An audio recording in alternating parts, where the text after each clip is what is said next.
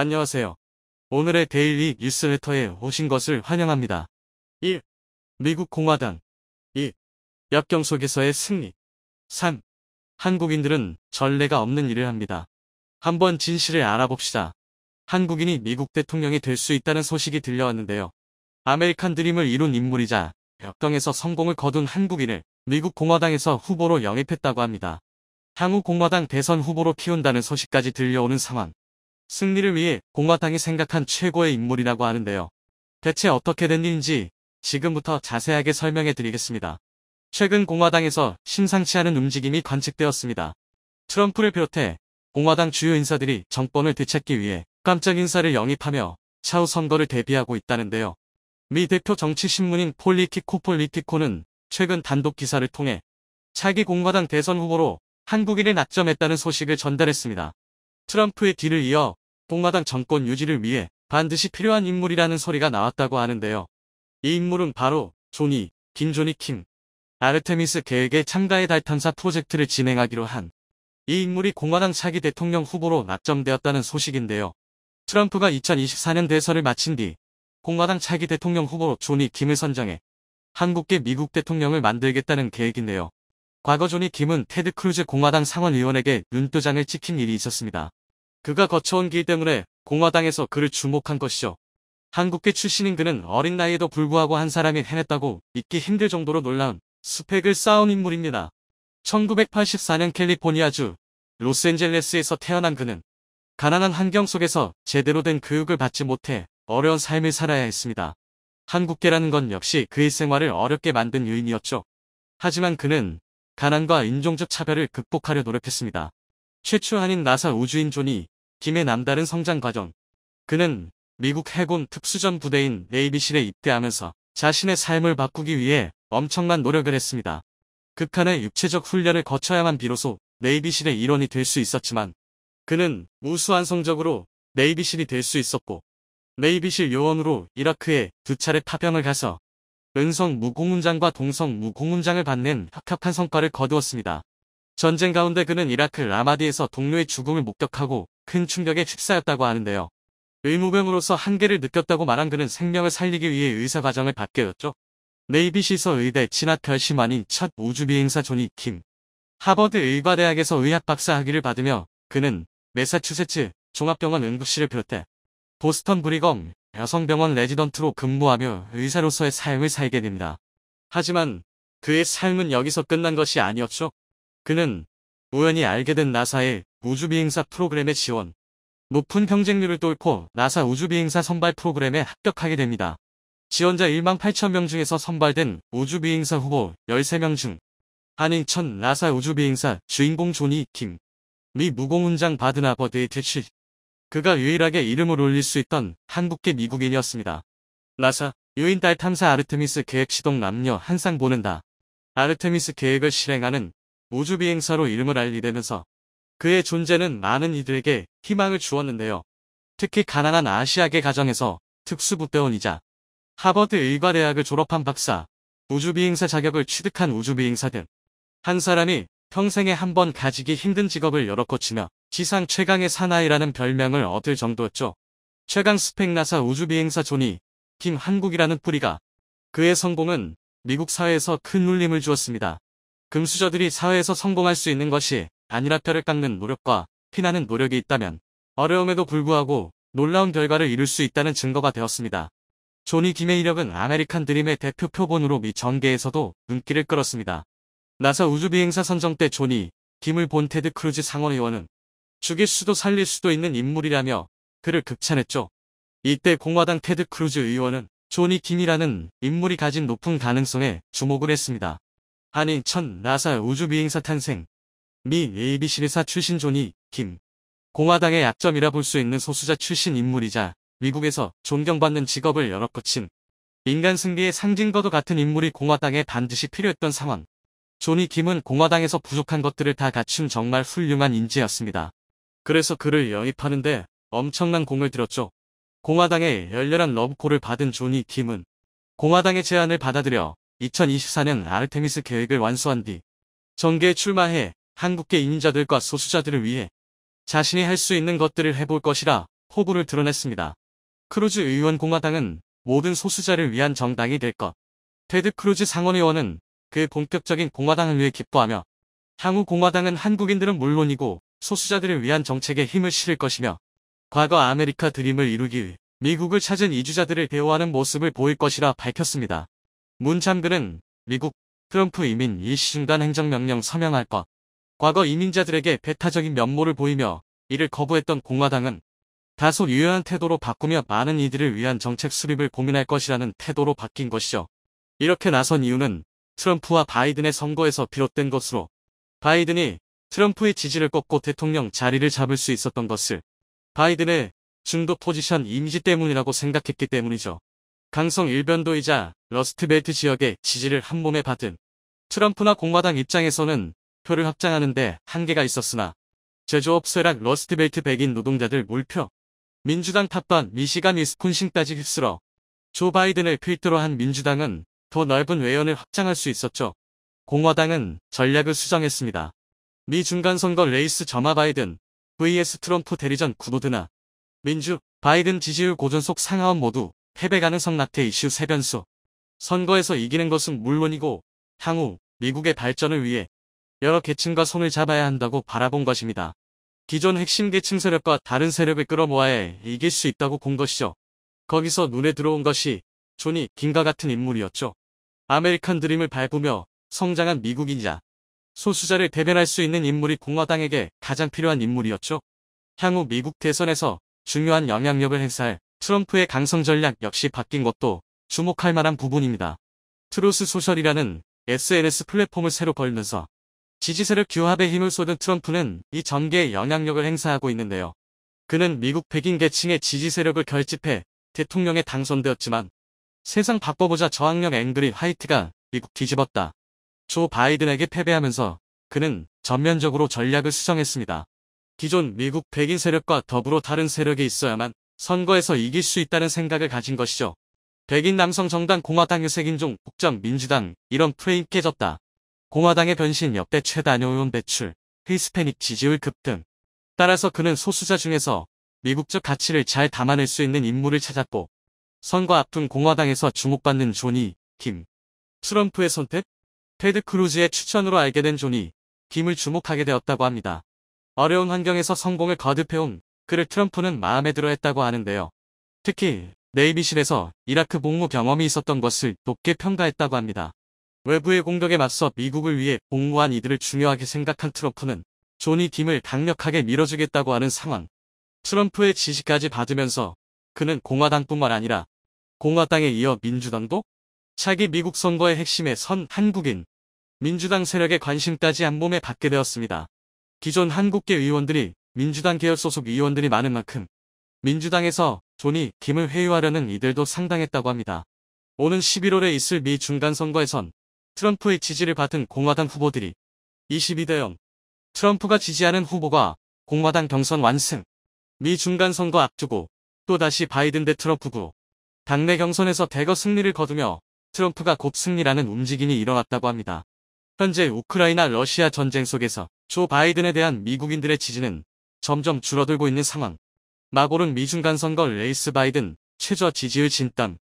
심지어 개발도상국에서 볼 수 있을 법한 분유 대란이나 석유값 대란까지 겪으면서 민주당에 대한 불신이 가득하다고 하는데요. 분유 대란이란 미국 내 분유 물자가 모두 사라져 아이를 가진 부모들이 분유를 구매할 수 없게 되자 마트 매대 렁텅 바이든까지 나선 미국 분유 대란. 품절 여파 광범위할 것.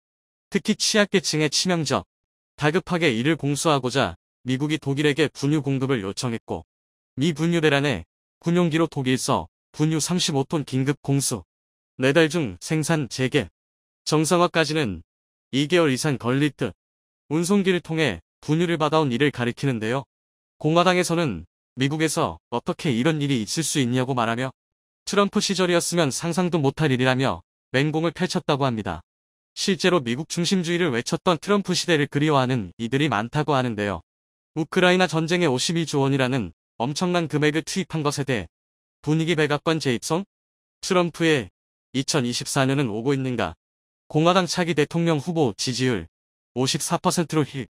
많은 미국인들은 조 바이든과 민주당에 대한 불신을 드러냈다고 하죠. 이와 반대로 트럼프에 대한 지지 세력은 더욱 굳어지고 있습니다. 아이들에게 영감 주려 도전, 꿈 열정 쫓는 게 인생서 가장 중요. 1600개일 뚫고 나사 우주인 발탁된 한국계. 조니 용 김조니, 김의 정치 입문 선언은 그래서 더욱 고무적이라 볼 수 있는데요. 트럼프가 소수자에게 문을 열어준 것과 더불어 공화당 내에서 한국 출신을 대우하고 있다는 증거이기 때문입니다. 조니 김 외에도 공화당에서는 한국인들을 대우하는 움직임이 있었습니다. 킴버리 피오렐로 코네티컷주 하원 의원은 한국 출신으로 미 코네티컷주 일간지 40대 한인 공화당 떠오르는 별로 소개. 서울서 태어나 10살 때 이민한 킴벌리 피오렐로 코네티컷주 하원 의원. 현지 일간지 하트퍼드 커런트의 평가에 따르면 미국 공화당에 떠오르는 별이라는 평가를 받았다고 하는데요. 작은 정부와 개인의 자유를 중시하는 보수적 가치의 옹호자인 그는 젊은 공화당을 이끄는 차기 기수로 주목을 받았다고 합니다. 이미 연방 하원 의원으로 역할을 다하고 있는 김영킴 의원도 영김 연방 하원 의원 당선 한국계 인사 4명 미의회 진출. 공화당원으로서 한국인들이 이미 많이 포진한 상태. 과거 오바마가 시초의 흑인 대통령으로 당선되었듯이 한국인의 핏줄을 이어받은 이가 미국 대통령으로 당선될 수 있습니다. 연전연승을 이어가고 있는 한국 방산업계에 있어 또 하나의 놀라운 소식이 전해졌습니다. 바로 3조 원에 달하는 K2 전차 수출을 성공한 것인데요. 루마니아에서 한국 K2 전차를 강력하게 요구했다고 합니다. 루마니아 국방장관이 직접 K2 전차를 보고 엄지를 치켜댈 정도로 만족감을 표현했다고 하는데요. 승승장구하는 한국 방산이 이룬 업적과 현재 진행형인 인기에 대해 지금부터 자세하게 설명해 드리겠습니다. 성황리에 행사를 마친 대한민국 방위산업 전디엑스 코리아, 그 어느 때보다도 화려한 개막식은 물론이고 국내외를 막론하고 한국 무기에 대해 관심이 높은 가운데 전 세계 군사 관계자들의 눈이 한국으로 집중했습니다. 무기 수입이 다급한 일부 해외 군 관계자들은 직접 산업전의 모습을 드러내며 한국 무기를 직접 눈에 담고자 열심히 행사장을 돌아다니는 모습을 보였는데요. 슬로바키아는 물론이고 폴란드 관계자들도 모습을 보였습니다. 그 중에서도 루마니아 국방부 장관은 깊은 관심을 보였는데요. 그가 특히 눈길을 준 한국 무기는 바로 K2 전차였습니다. K2를 생산하는 현대로템 부스의 직접 모습을 드러내며 꼼꼼하게 모든 부분을 관찰했다고 하죠. 바실레든쿠 루마니아 국방부 장관은 K2 전차 설명을 듣고 실물을 직접 다 만져본 이후에 침묵에 잠겼다고 합니다. 그리고 이내 엄지를 치켜들며 만족했다고 하는데요. 놀랍게도 바실레든쿠 장관은 며칠 후 깜짝 놀랄만한 발표를 하게 됩니다. K2 전차 도입을 위한 추진 의향서를 한국과 작성한 것인데요. 한국 고위급 회담을 연 루마니아 국방부 장관은 날이 갈수록 위태로운 국제 상황에 한국의 도움이 필요하다고 요청했습니다. 특히나 루마니아 국경지대를 위협하며 러시아 군대가 모습을 드러내는 한편 대규모 동원령까지 내린 러시아가 다른 국가까지 침범할 수 있다는 메시지를 전했기 때문에 루마니아 입장에서는 강력한 무기가 필요한 상황. 그런 와중에 옆 국가인 폴란드가 한국 무기를 급하게 구매하면서 루마니아는 한국 무기 도입을 진지하게 고려했습니다. 그는 강력한 한국 무기만 있으면 러시아를 물리칠 수 있다고 생각했죠. 약 3조 원에 달하는 방산 무기 계약에 대해 적극적으로 나선 루마니아는 K2 전차 외에도 K9 자주포에 대해서 관심을 보였다고 하는데요. 되도록이면 한국 무기 패키지를 하고 싶다는 의사를 보이며 폴란드와 비슷한 형태로 계약이 진행 중인 것이 알려졌습니다. 한국 무기에 대한 대단한 신뢰를 보인 것이라 할 수 있는데요. 여러 가지 요소가 있지만 패키지를 통해 다수의 무기를 싼 값에 빠르게 수입할 수 있다는 장점이 루마니아 입장에서 계약을 서두른 이유라 할 수 있는데요. 게다가 인접 국가인 폴란드와 슬로바키아 역시 한국 무기 수입을 원하며 향후 부품 수입과 기술 이전 논의가 진행될 경우 이들 국가와 협력해 부품 수급 및 정비에 있어 규모의 경제를 누릴 수 있다는 점 역시 주요했다는 분석도 나오는데요.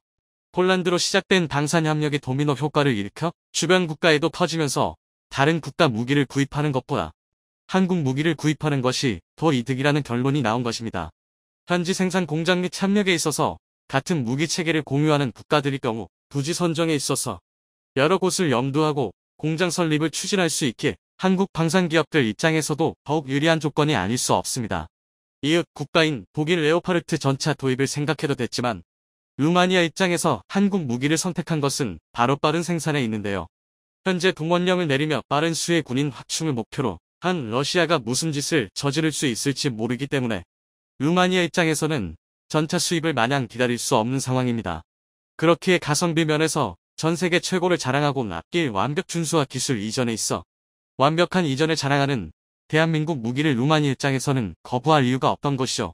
하지만 모든 조건이 완벽해 보인 K2 전차 도입에 있어 루마니아는 상당한 고민을 해야 했다고 합니다. 특히 기존 전차들이 소련제라는 점이 큰 고민이었다고 하죠. 루마니아의 현재 주력 전차는 구소련 시절 제작된 T-55A 전차입니다. 1세대 전차인 이 전차는 소련을 포함해 동유럽권에선 베스트셀러 제품으로 큰 인기를 누린 제품이다. 전면 장갑 200mm, 주포구경 100mm, 최대 속도 48km/h를 자랑하며 무게도 36톤가량으로 동유럽 환경에서 무리 없이 작동되는 전차입니다.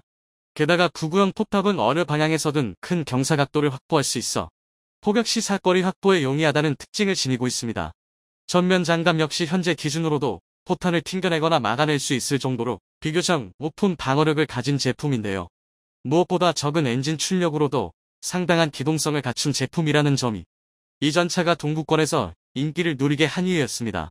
루마니아 역시 구소련 제품인 T-55A2을 도입했죠. 그러나 갈수록 문제점이 발견되면서 루마니아 입장에서는 T-55A 제품을 대체할 새 전차 사업이 시급해졌습니다.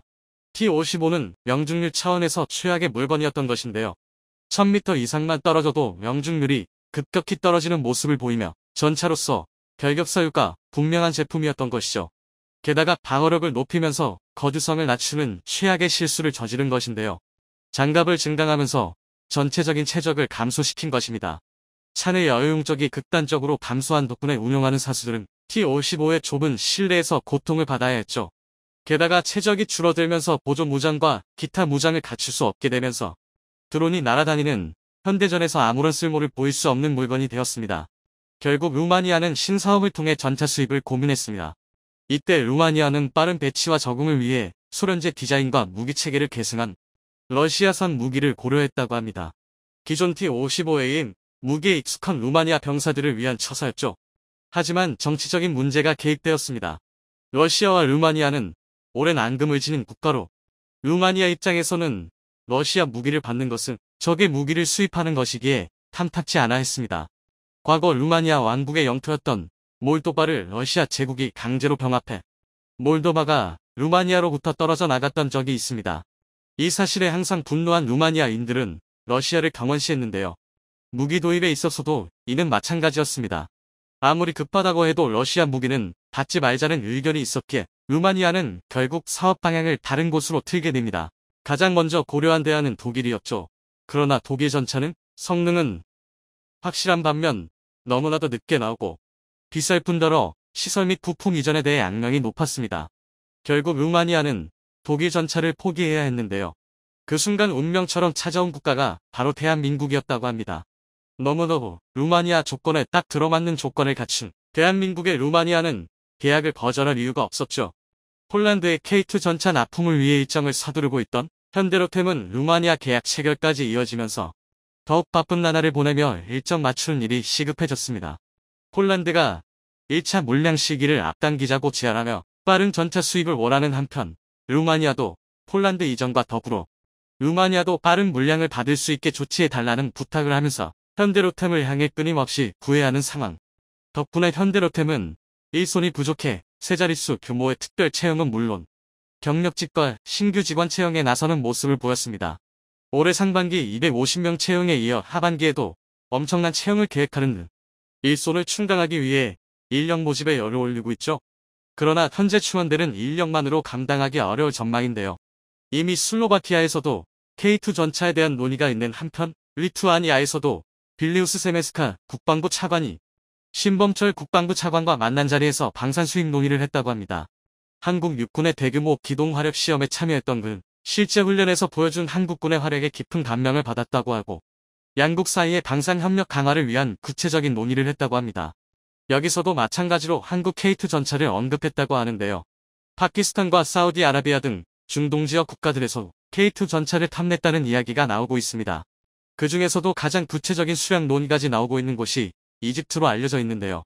이미 작년 2021년 이집트 방산 전시회견에 K9 자주포는 물론 K2 전차에 관해 공동 생산과 기술 협의에 대해 논의하면서 한국 전차 수입에 굉장한 열의를 보여준 바 있었는데요.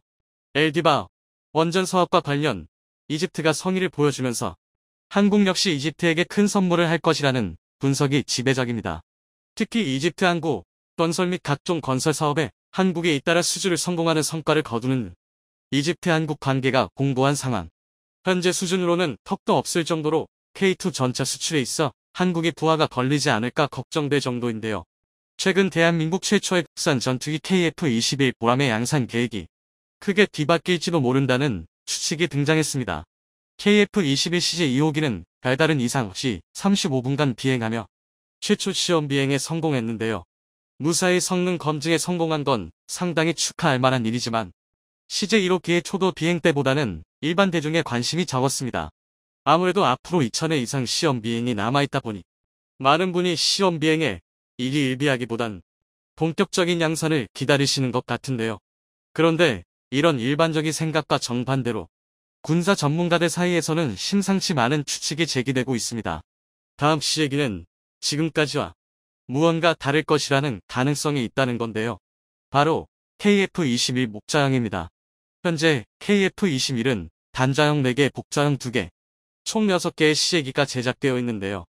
만약 복자형 KF-21도 지금까지처럼 무사히 시험 비행에 성공한다면 KF-21 양산 계획은 기존과 완전히 다른 방향으로 흐를 수도 있습니다. 다름 아닌 KF-21 양산 물량 중 일부를 전자전기로 개량하는 것입니다.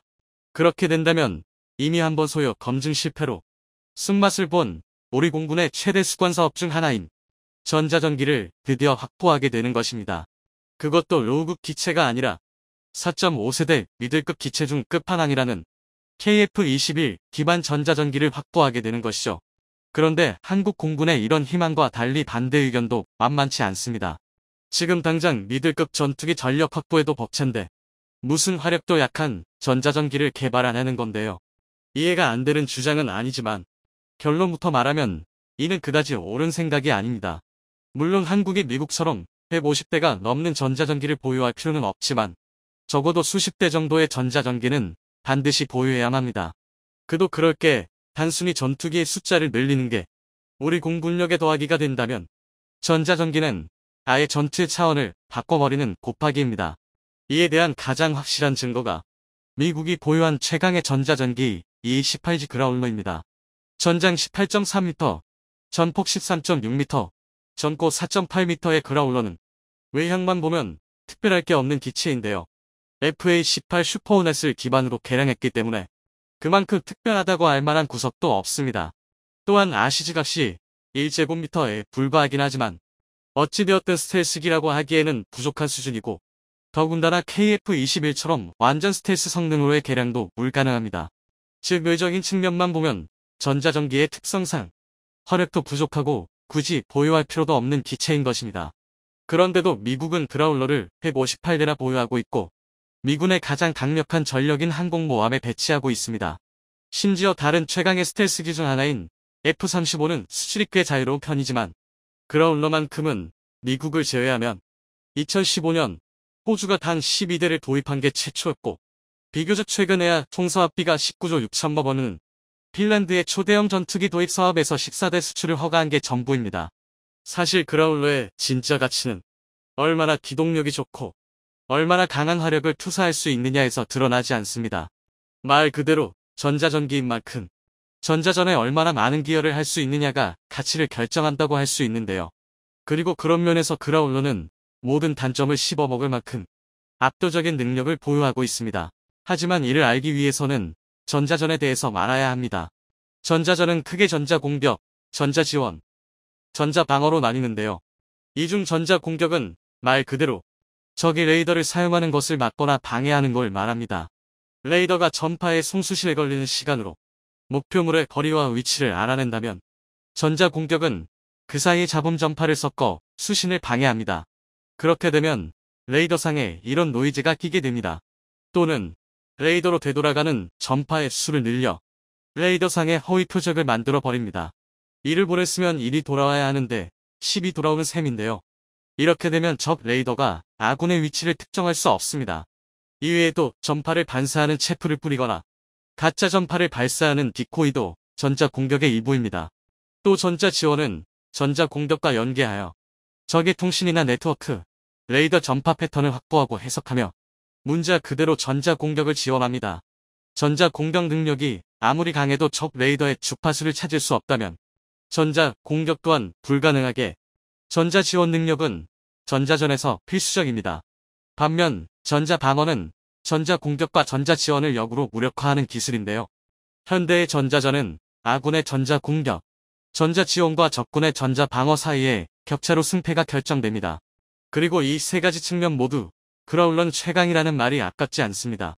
일례로 그라울러의 경우 현재 개발된 제밍 포드 중 가장 강력한 제밍 능력을 갖췄다고 평가받는 언엘크 99를 무려 3개나 탑재할 수 있고 전자 지원을 위한 수신기 언엘크 218 리시버를 주의경 끝에 하나씩 탑재하고 있습니다. 이 덕에 144km의 원거리에서 범위 내의 모든 적 레이더를 무력화할 수 있는데요.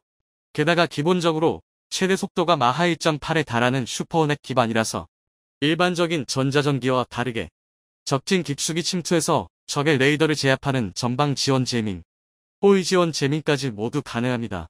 즉 그라울러 한 대로 근거리, 중거리, 원거리의 모든 레이더와 통신을 마비시킬 수 있는 것입니다.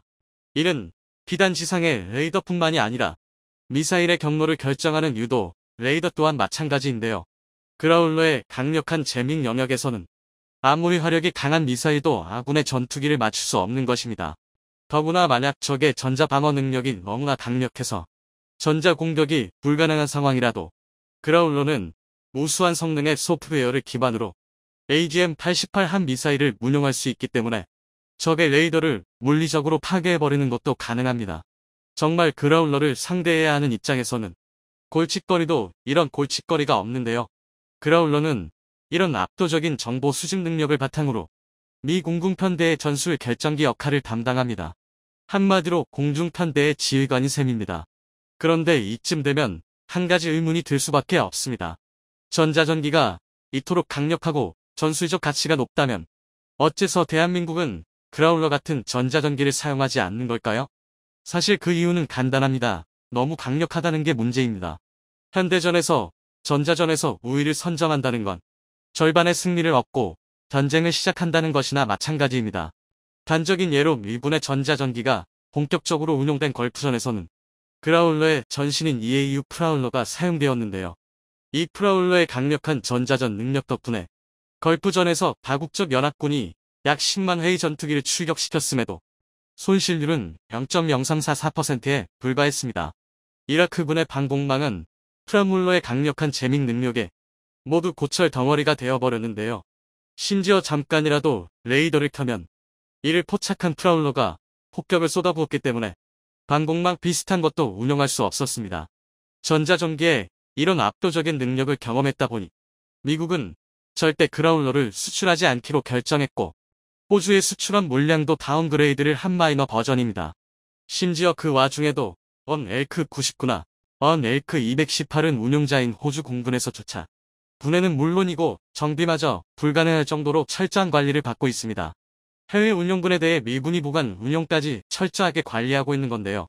그만큼 미국은 그라울러를 극비 무기 취급하고 있습니다. 오죽하면 한국 또한 3차 FX 사업 당시 그라울러를 수입하고자 했지만 핵심 군사 기술을 구매로 반출할 수 없다는 이유로 거부당했습니다. 이는 생각보다 심각한 문제였는데요. 바로 북한 때문입니다. 이미 몇 번 말씀드렸다시피 북한의 공군 전력은 없느니만도 못한 수준이지만 이에 대한 반사 효과로 방공망은 굉장히 촘촘히 구성되어 있습니다. 이른바 거미줄 방공망인데요. 실제로 미 CIA조차 북한의 방공망 밀도만큼은 세계 최고 수준이라고 분석했습니다. 물론 북한답게 질보다는 양으로 승부를 보는 모양새지만 우리 공군 입장에서는 분명한 위협입니다. 특히 북한은 최대 요격 고도 18km의 SA-3을 140대 이상 보유하고 있고 최대 요격 고도 25km의 SA-2는 180대 이상, 최대 요격 고도 40km의 SA-5는 40대 이상 보유하는 다수의 지대공 미사일로 방공망을 구성했는데요. 여기에 상세 스펙이 알려지지 않은 북한판 패트리엇 KN-06과 1만 4천 대가 넘을 것으로 추정되는 대공포와 램페즈까지 합치면 북한의 방공망은 우리 공군의 가장 큰 위협입니다. 하지만 FX 사업 당시 군사 전문가들의 분석에 의하면 북한의 방공망이 아무리 촘촘하다 하더라도 유사시 6대의 그라울러가 포함된 전투기 편대면 이 모든 걸 무력화시킬 수 있습니다. 북한은 강력한 방공망을 보유한 것과 반대로 전자전 능력은 원시인 수준이기 때문인데요. 이 덕에 그라울러급의 강력한 전자전기가 있다면 아무런 방해 없이 북한의 명공을 우리 마음대로 휘저을 수 있고 지상군 돌입에 앞서 주요 거점을 전부 파괴할 수도 있습니다. 흡사 게임 속에서 시트키를 써서 투명 인간이 되는 것과 같아지는 건데요. 하지만 유감스럽게도 앞서 말했듯이 미국의 수출겁으로 한국은 현재 그라울러를 보유하지 못했습니다. 그런데 이는 결론적으로 보면 오히려 대한민국에게 이득이었습니다. 너희들이만 팔면 우리가 만들겠다라는 불굴의 의지가 또다시 불타오른 건데요. 그 성과가 바로 국산 제밍포드 엘크 200K입니다. 엘크 200K는 국내 기술로 개발에 성공한 함정형 전자전 장비인 SLQ 200K 소나타와 미국의 엘크 88 제밍포드에서 습득한 기술을 접목하여 개발되었는데요. 엘크 200K의 정확한 세부 성능은 공개되지 않았지만 엘크 99에 근접하거나 조금 못 미치는 수준으로 적 레이더 교란과 무력화, 응급 상황에서는 체프 및 플레어 자동 발사 등 우수한 성능의 전자 공격을 수행할 수 있는 것으로 알려져 있습니다. 실제로 엘크 200K는 전용 전자전기가 없는 상황에서도 KF-16에 탑재되어 대한민국 공군의 전자전을 담당했는데요. 이것만 해도 성능이 검증되었다고 할 수 있지만 더 놀라운 건 엘크 200K에 대한 미국의 반응입니다. 2011년 당시 파키스탄은 한국에서 엘크 200K를 도입하고자 했는데요. 그런데 갑자기 이 사업에 미국이 끼어들어 학을 떼며 반대했습니다. 중국이 파키스탄을 통해 엘크 200K를 수입할 수 있다는 이유 때문이었는데요. 미국의 압박이 얼마나 강했는지 한국은 어쩔 수 없이 엘크 200K 수출을 취소했을 정도입니다. 이는 미국이 엘크 200K가 적국에 넘어갈 시 미 본토를 위협할 정도의 성능이라고 판단했다는 방증입니다. 그리고 실제로 전 세계 대다수의 군사 관계자와 전문가들은 엘크 200K의 등장과 함께 대한민국의 전자전 능력을 전 세계에서 7번째로 꼽고 있습니다. 하지만 이것도 옛날 얘기입니다. 앞서 말했듯 KF-21이 등장하면서 전 세계 전자전의 판도가 뒤흔들리고 있습니다. KF-21은 엘크 200K를 통합 전자전 체계 EW 슈트로 개량하여 아예 전투기 내부에 내장하고 있는데요. 쉽게 말해 KF-21은 아무런 추가 장비 없이 엘크 200K 외장 포드를 탑재한 전투기와 동일한 수준의 전자전이 가능하다는 것입니다. 게다가 KF-21에 탑재된 이사 레이더는 고출력 에너지를 적 레이더에 집중 조사해서 회로를 불태워버리는 전자 공격이 가능한데요. KF-21은 주 임무로 전투기의 역할을 수행함과 동시에 부임무로 전자전기의 역할까지 수행할 수 있는 것입니다. 그리고 여기에 더해 파일럿 2명이 전투기 조종과 전자전을 따로따로 수행할 수 있는 KF-22 자형은 추가적인 전문 전자전기로도 개량이 가능한데요. 현재 한국의 전자전 기술을 생각하면 이 18G 그라울러를 뛰어넘는 전자전기를 만드는 것도 꿈은 아닙니다. 하지만 대한민국의 전자전기 자체 개발 계획은 이미 자초된 경험이 있습니다.